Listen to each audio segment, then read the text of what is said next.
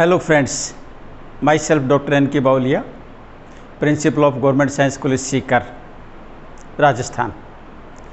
जैसा कि आपको मालूम है, कोरोना महामारी के दौरान राजकीय विज्ञान महाविद्यालय में ऑनलाइन वीडियो क्लासेज के लिए वीडियो अपलोड किए जा रहे हैं राजकीय विज्ञान महाविद्यालय के चैनल पर, और इसी के साथ साथ में इनको डिफरेंट जो व्हाट्सएप ग्रुप बने हुए हैं अलग अलग क्लासेज के, उनके ऊपर शेयर किया जा रहा है। आप इन व्हाट्सएप ग्रुप से जुड़े रहें और घर पर रहते हुए अध्ययन करें, और इनसे संबंधित जो कंटेंट है वह कंटेंट हमारे Facebook page doctor N K बावलिया पर अपलोड किया जा रहा है, इसको भी आप देखते रहें। आज मैं BSc part second year botany के थर्ड पेपर का एक नया टॉपिक लेके आया हूँ, और वह टॉपिक है सिलेजिनिला नामक जो टेरिडोफाइट है या सिलेजिनिला नामक जो प्लांट है उसकी लाइफ साइकिल। इस सिलेजिनिला नामक जो प्लांट की लाइफ साइकिल है, इस लाइफ साइकिल को हमने दो पार्ट में बांटा है। पहला पार्ट है इसकी एक्सटर्नल एज वेल एज इसकी इंटरनल स्ट्रक्चर से रिलेटेड, और दूसरा पार्ट है इसका रिप्रोडक्शन से रिलेटेड। जो आज हम इसका फर्स्ट पार्ट लेने जा रहे हैं, सिलेजिनिला प्लांट की external as well as internal structure. इस सिलेजिनिला प्लांट की एक्सटर्नल और इंटरनल स्ट्रक्चर के साथ साथ में इसके कुछ छोटे छोटे टॉपिक्स भी जो इनकी पोजीशन से रिलेटेड या इसकी जो मॉर्फोलॉजी है उससे रिलेटेड हम साथ साथ में लेंगे। आइए इस वीडियो को आप देखिए। सबसे पहले हम बात करेंगे इस प्लांट की सिस्टेमेटिक पोजीशन या वर्गीकृत स्थिति। जैसा कि आपको मालूम है, ये प्लांट टेरिडोफिटा के अंतर्गत आता है और इसे लेपिडोफिटा डिवीजन के तहत क्लासिफाई किया है, और इसे लाइकोपोडिनी क्लास के अंतर्गत वर्गीकृत किया है, और यह सिलेजिनिलेस नामक ऑर्डर में आता है, और इसकी फैमिली सिलेजिनिलेसी है। और इस फैमिली का ये एकमात्र लिविंग जीनस है जिसे सिलेजिनिला के नाम से जानते हैं, यानी कि इस सिलेजिनिलेस ऑर्डर का एकमात्र ये जीनस है सिलेजिनिला, जो कि लिविंग प्लांट के रूप में है। यदि इस प्लांट की हम बात करें तो इसके कुछ सेलिएंट फीचर्स की हम सबसे पहले बात करेंगे। इसकी जो प्लांट बॉडी है, जिसको जैसे कि आप जानते हैं सभी टेरिडोफाइट्स की जो प्लांट बॉडी होती है उसे स्पोरोफिटिक प्लांट बॉडी कहते हैं, बीजाणु उद्भिदिक प्लांट बॉडी कहते हैं। ये स्पोरोफिटिक प्लांट बॉडी हर्बेशियस प्रकार की होती है, शाकीय प्रकार की होती है, काफ़ी छोटी होती है, और ये प्लांट बॉडी डॉर्सी वेंट्रल होती है, पृष्ठाधारी होती है, रेडियल होती है, और क्रीपिंग होती है, और कई बार इरेक्ट भी होती है, यानी कि ये धरातल से चिपकी भी रहती है या कई बार धरातल से सीधी खड़ी हुई भी रहती है, दोनों स्थितियों के अंदर रहती है। डॉर्सी वेंट्रल मीन्स पृष्ठाधारी, इसके अंदर ventral surface as well as basal surface या dorsal surface as well as ventral दोनों सरफेस होती हैं। इसकी जो पत्तियां होती हैं काफ़ी छोटी होती हैं, जिन्हें माइक्रोफिलस पत्तियों के नाम से जानते हैं। इनके पत्तियों के ऊपर एक विशेष स्ट्रक्चर पाया जाता है जिसे लिग्यूल के नाम से जानते हैं। ये लिग्यूल नामक स्ट्रक्चर इसकी पत्ती एज वेल एज इसके जो बीजाणु पर्ण होते हैं, स्पोरोफिल होते हैं, इन दोनों के ऊपर पाया जाता है। इसके साथ साथ में ही इस प्लांट की एक और विशेषता है, और वह विशेषता है इसके अंदर प्रेजेंस ऑफ राइजोफोर। राइजोफोर एक ऐसा स्ट्रक्चर है जो rootless as well as leafless structure है। इसके एंड से रूट्स अराइज होती हैं, ये इसकी कुछ स्पीसीज के अंदर प्रेजेंट होता है। इसी के साथ साथ में इसके जो स्पोरोफिल्स होते हैं, ऐसी पत्तियां जिसके ऊपर बीजाणु धानियाँ प्रेजेंट होती हैं, इन बीजाणु धानियों युक्त जो पत्तियां होती हैं, ये सभी पत्तियां एक साथ एग्रीगेट होती हैं या समूह के अंदर इकट्ठी होती हैं, और समूह के रूप में इकट्ठी होकर के एक स्पेसिफिक स्ट्रक्चर बनाती हैं, और इस स्पेसिफिक स्ट्रक्चर को स्ट्रोबिलाई के नाम से जानते हैं, और इस स्ट्रोबिलाई या स्ट्रोबिलस के नाम से जानते हैं, जो कि जो शाखा होती है उसके शीर्ष के ऊपर प्रेजेंट होता है। इस स्ट्रोबिलस की स्पोरोफिल्स के ऊपर जो स्पोरेंजिया होती हैं, उन स्पोरेंजिया में डिफरेंट काइंड्स के स्पोर्स पाए जाते हैं। इस प्रकार से ये प्लांट हेट्रोस्पोरस प्रकार का प्लांट होता है। इस प्लांट की यदि गेमेटोफाइट की बात करें तो इसमें दोनों प्रकार के गेमेटोफाइट बनते हैं, male gametophyte as well as female gametophyte, जिन्हें मेल प्रोथेलस और फीमेल प्रोथेलस के नाम से भी जानते हैं।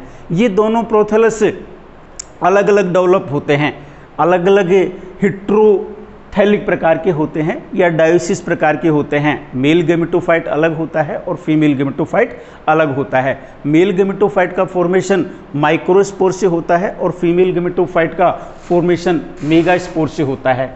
और इसके अंदर जो एंथ्रोजोइड्स होते हैं या जो स्पोर्स होते हैं या फ्लैजिला होते हैं, ये फ्लैजिला जो एंथ्रोजोइड्स होते हैं, पुमणु होते हैं, ये बाइसीलिएट प्रकार के होते हैं, द्विकशाभिकीय प्रकार के होते हैं।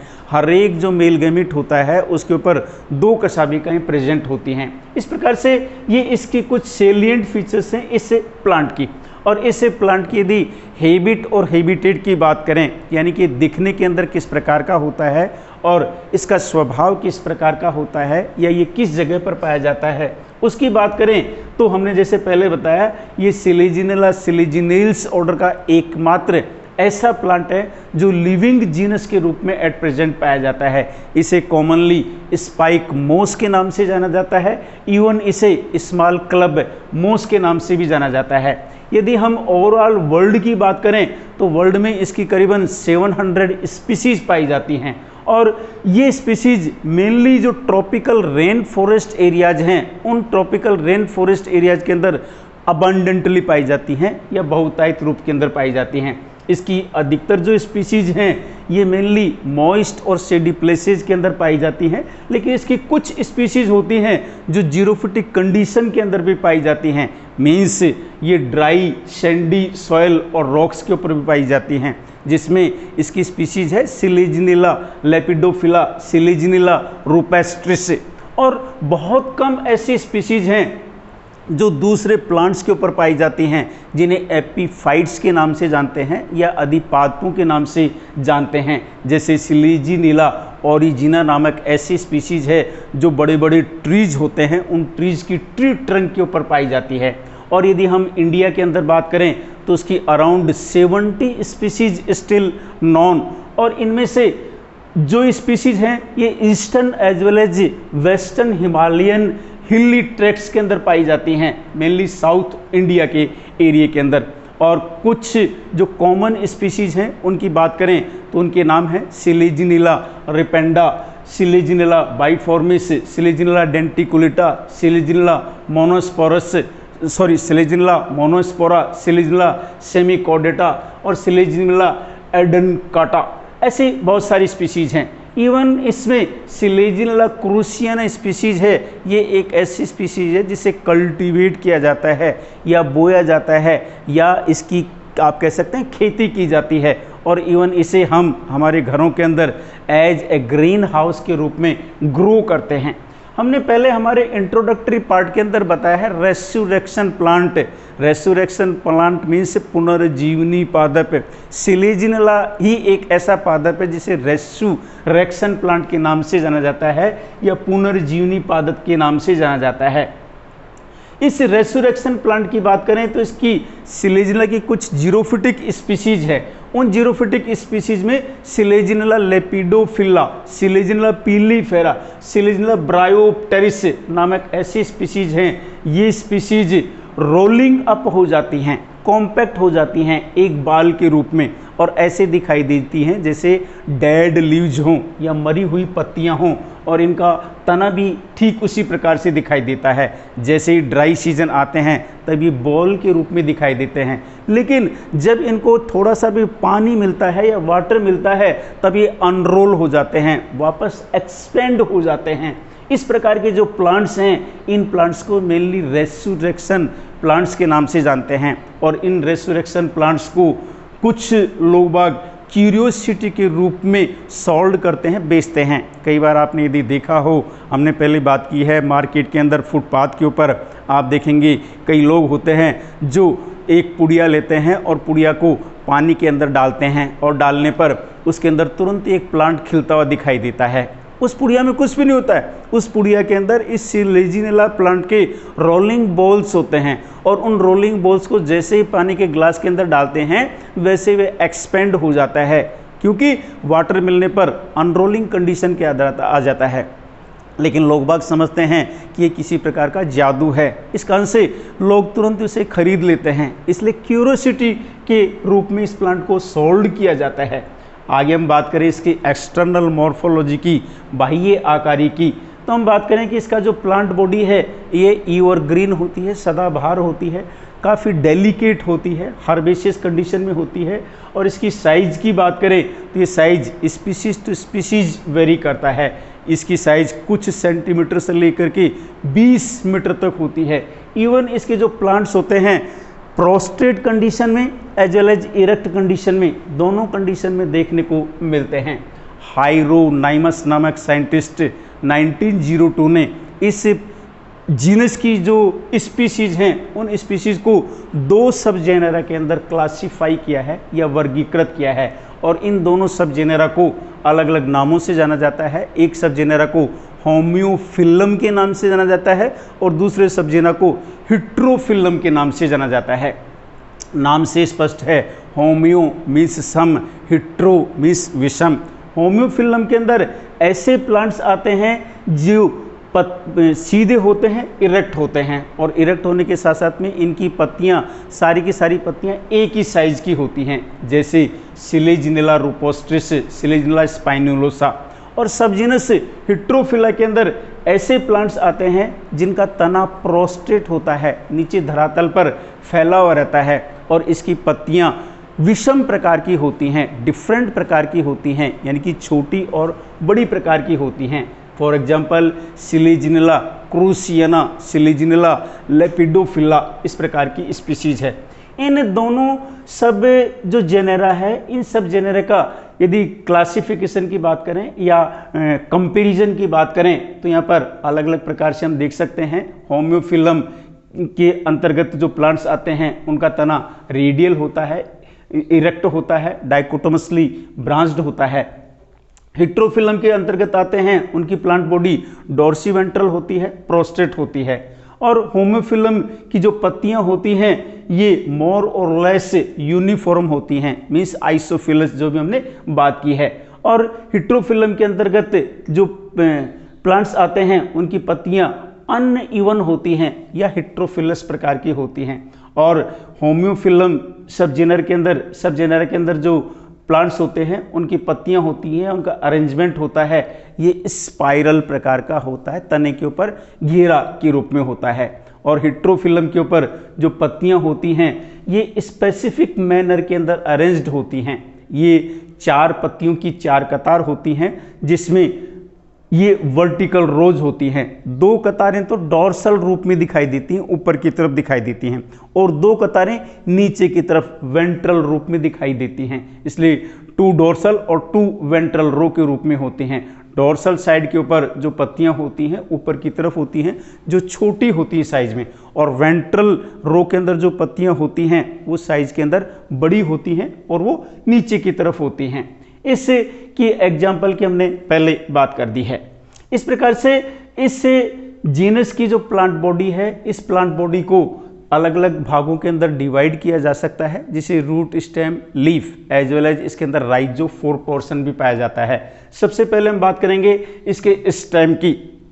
स्टेम की बात करें तो ये ब्रांच्ड होता है, डेलिकेट होता है और एवरग्रीन होता है। और इसकी जो ब्रांचिंग होती है ये मोनोपोडियल प्रकार की होती है। और इसकी जो अपेक्स होती है उस अपेक्स के ऊपर मेरिस्टेम प्रेजेंट होता है, जिसके अंदर एक अकेली एकल सेल होती है, एपिकल सेल होती है। इसकी प्लांट बॉडी को आप डायग्रामेटिक रिप्रेजेंटेशन के अंदर देख सकते हैं। जैसे ये ए के अंदर जो डायग्राम है ये सिलेजिनेला क्रूसियाना नामक स्पीसीज का है, और इस बी के अंदर इस स्टेम के ऊपर जो पत्तियां होती हैं उनका यहाँ पर अरेंजमेंट दिखाई दे रहा है। और इस सी के अंदर ये दूसरा प्लांट है सिलेजिनेला स्पाइनुलोसा। यदि हम इस प्लांट की एक्सटर्नल स्ट्रक्चर सिलेजिनेला क्रूसियाना की बात करें तो इसके अंदर ये मेन एक्सिस है जिसे स्टेम के नाम से जानते हैं, और इस स्टेम के ऊपर ये पत्तियां आपको दिखाई दे रही हैं। ये पत्तियां ऐसे कैसे अल्टरनेटिव ऑर्डर के अंदर दिखाई दे रही हैं। और जहाँ पर डाइकोटोमी है उस डाइकोटोमी से एक विशेष प्रकार से लीफलेस स्ट्रक्चर दिखाई दे रही है, जिसे राइजोफोर के नाम से जानते हैं। इसके एंड के ऊपर ये रूट्स दिखाई दे रही हैं, जिनके ऊपर रूट हेयर्स प्रेजेंट होती हैं। ऐसे ही यदि हम इस प्लांट की बात करें, सिलिना स्पाइनुलोसा की बात करें, तो इसके अंदर राइजोफोर जैसी स्ट्रक्चर नहीं दिखाई दे रही है, ये इरेक्ट कंडीशन के अंदर है और इसके नीचे की तरफ सिर्फ रूट्स हैं और इस स्टेम के ऊपर एक ही प्रकार की पत्तियां दिखाई दे रही हैं, आइसोफिलस, यहाँ पर हेट्रोफिलस प्रकार की पत्तियां दिखाई दे रही हैं। और यदि इस स्टेम को हम इस रूप में देखें तो यहाँ पर ऊपर की तरफ ये छोटी छोटी पत्तियां दिखाई दे रही हैं जो डॉर्सल रूप में हैं और नीचे की तरफ ये बड़ी बड़ी पत्तियां दिखाई दे रही हैं जो वेंट्रल रूप में हैं। यदि हम इनकी अलग से स्टेम के बाद में लीव्स की बात करें तो ये यूजुअली छोटी होती हैं, सिंपल होती हैं। आकार की बात करें लैंसियोलेट, भालाकार प्रकार की होती हैं। इनकी अपेक्स की बात करें तो पॉइंटेड होता है, नुकीला होता है और हर एक जो लीफ होती है उसके अंदर सिंगल अनब्रांच्ड मिड रिब होती है और इसका जो सबजीनस होम्योफिलम है इसकी सभी लीज आइसोफिलस प्रकार की होती हैं और जो हेट्रोफिलम सबजीनस है इसकी लीज डाइमॉर्फिक 2 प्रकार की होती हैं, छोटी और बड़ी, और ये पेयर्स के अंदर अरेंज्ड होती हैं। जो छोटी पत्तियां होती हैं ये डोर्सल साइड में प्रेजेंट होती हैं और जो बड़ी पत्तियां होती हैं ये वेंट्रल साइड में प्रेजेंट होती हैं। और जो बड़ी पत्तियां होती हैं ये बड़ी के साथ में अल्टरनेट करती हैं और जो छोटी पत्तियां होती हैं वो छोटी के साथ में अल्टरनेट करती हैं। सामान्य रूप से जो पत्तियां अपेक्स की ओर प्रेजेंट होती हैं उनके अंदर स्पोरेंजिया प्रेजेंट होती हैं। ये स्पोरेंजिया माइक्रोस्पोरेंजिया के रूप में और मेगा स्पोरेंजिया के रूप में हो सकती हैं और उसी के अकॉर्डिंगली इनको microsporophyll as well as mega sporophyll के नाम से जाना जाता है। ये जो स्पोरोफिल्स होती हैं ये एग्रीगेट होकर के कंडेंस हो जाती हैं, संगठित हो जाती हैं और एक कॉम्पैक्ट स्ट्रक्चर बनाती हैं और इस कॉम्पैक्ट स्ट्रक्चर को हम स्ट्रोबिलस के नाम से जानते हैं। देन इनकी लीव से जुड़ी एक स्ट्रक्चर होती है जिसे हमने लिग्यूल के नाम से जानते हैं। लिग्यूल ऐसी एक मेम्ब्रेनस स्ट्रक्चर होती है जो पत्ती के अडेक्सियल साइड के ऊपर एक आउट ग्रोथ के रूप में प्रेजेंट होती है जिसे लिग्यूल के नाम से जानते हैं, जो एक विशेष प्रकार के पिट जिसे लिग्यूलर पिट के नाम से जानते हैं उसके अंदर एम्बीडेड होती है, धसी हुई रहती है और ये टंग शेप्ड होती है, जीभ की जैसे होती है, जैसे सिलेजनिला वोगेलाई स्पीसीज।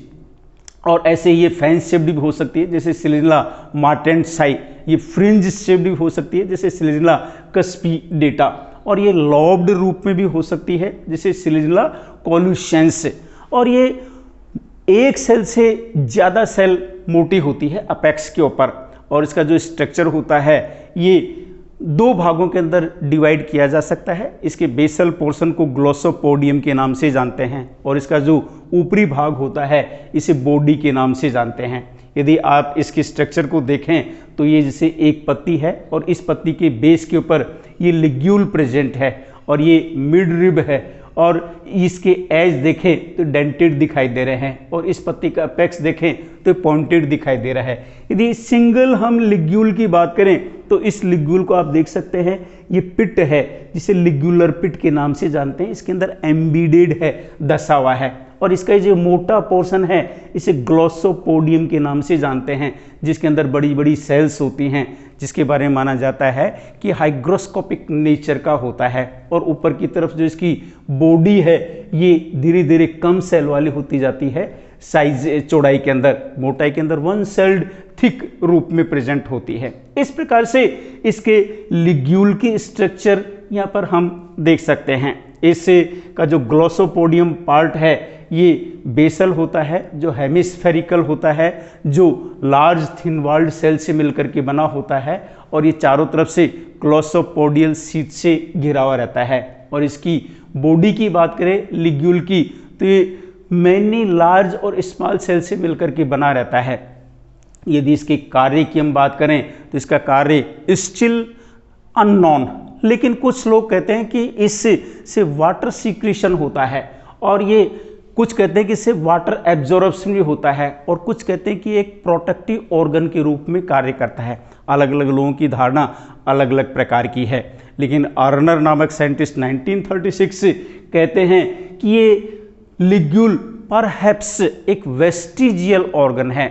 वेस्टिजियल ऑर्गन से आप अच्छी तरह से जानते होंगे। जैसे हमारे शरीर के अंदर भी कई इस प्रकार के भाग हैं जो सिंपली हमारे यहाँ पर प्रेजेंट हैं लेकिन उनका कोई कार्य नहीं है। जैसे हम अंदर की बात करें तो जो अपेंडिक्स है ये हमारे किसी काम का नहीं है लेकिन वेस्टिजियल पार्ट के रूप में प्रेजेंट है। यहाँ पर आँख के अंदर ये कोया है, ये हमारे किसी काम का नहीं है लेकिन ये वेस्टिजियल पार्ट के रूप में है। तो ऐसे बहुत सारे स्ट्रक्चर होते हैं जो human being as well as plants के अंदर प्रेजेंट तो हैं लेकिन वेस्टिजियल रूप के अंदर हैं, जो सिर्फ एक ऑर्गन के रूप में प्रेजेंट है लेकिन उनका कोई काम नहीं है, आवश्यकता नहीं है। लेकिन कुछ लोगों के अकॉर्डिंग माना जाता है कि ये काम के हैं, वाटर सिक्रीशन भी करते हैं या वाटर एब्जॉर्बिंग भी होते हैं या प्रोटेक्टिव भी होते हैं।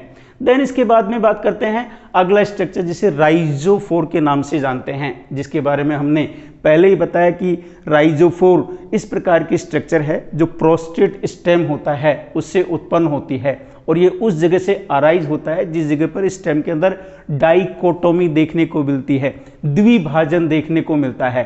और ये डाइकोटोमी साइड से नीचे की तरफ डाउनवर्ड रो के अंदर वृद्धि करता हुआ जाता है। ये कलरलेस होता है, लीफलेस होता है, अनब्रांच्ड होता है, सिलिंड्रिकल होता है और इसके फ्री एंड पर टफ्ट ऑफ एडवेंटिशियस रूट्स पाई जाती हैं, अपस्थानिक जड़ों का गुच्छा पाया जाता है। इसकी जो कुछ स्पीशीज होती हैं उनके अंदर प्रेजेंट होता है, जैसे सिलिजिला क्रूसियाना के अंदर। हालांकि इसकी जो कुछ अन्य स्पीशीज होती हैं उनके अंदर ये एब्सेंट भी होता है, जैसे सिलिजिला कस्बिडेटा के अंदर ये नहीं भी पाया जाता है। ये root as well as stem दोनों से डिफर करता है। रूट से इस कारण से डिफर करता है कि इसके ऊपर पत्तियां प्रेजेंट नहीं होती हैं और इसके ऊपर रूट कैप प्रेजेंट नहीं होती है, और स्टेम से इस कारण से डिफरेंट होता है कि जिस प्रकार से स्टेम के ऊपर पत्तियां प्रेजेंट होती हैं उस प्रकार से इसके अंदर पत्तियां प्रेजेंट नहीं होती हैं। इससे राइजोफोर की मॉर्फोलॉजिकल नेचर या आकारिकी प्रकृति के बारे में अलग अलग लोगों के अलग अलग प्रकार के मत हैं। मॉर्फोलॉजिकल नेचर की बात करें तो इसे कुछ लोग कहते हैं कि कैपलेस रूट है। कैपलेस मीन्स जिस प्रकार से रूट के एंड के ऊपर रूट कैप पाया जाता है उस प्रकार की ये रूट है जिसके ऊपर रूट कैप नहीं पाया जाता है। इसलिए लोगों का मानना है कि कैप रूट तो है लेकिन विदाउट रूट कैप है, और इस कारण से इस हाइपोथेसिस को कैपलेस रूट हाइपोथेसिस के नाम से जाना गया है। इस हाइपोथेसिस को हार्वे गिब्सन 1900, अपहोप 1920, उकोक एंड शुशेक्स 1974 ने प्रपोज किया था, और इनके अकॉर्डिंग माना गया कि राइजोफोर इज ए कैपलेस रूट है। क्यों है?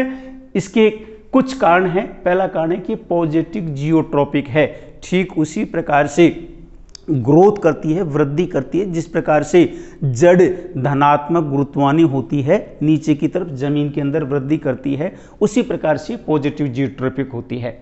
और it is a leafless structure, जिस प्रकार से जड़ के ऊपर पत्तियां नहीं पाई जाती हैं उसी प्रकार से इसके ऊपर भी पत्तियां नहीं पाई जाती हैं, इसलिए ये कैपलेस रूट है। ऐसे ही इसकी जो एनाटमी है ठीक उसी प्रकार की एनाटमी है जिस प्रकार से रूट्स की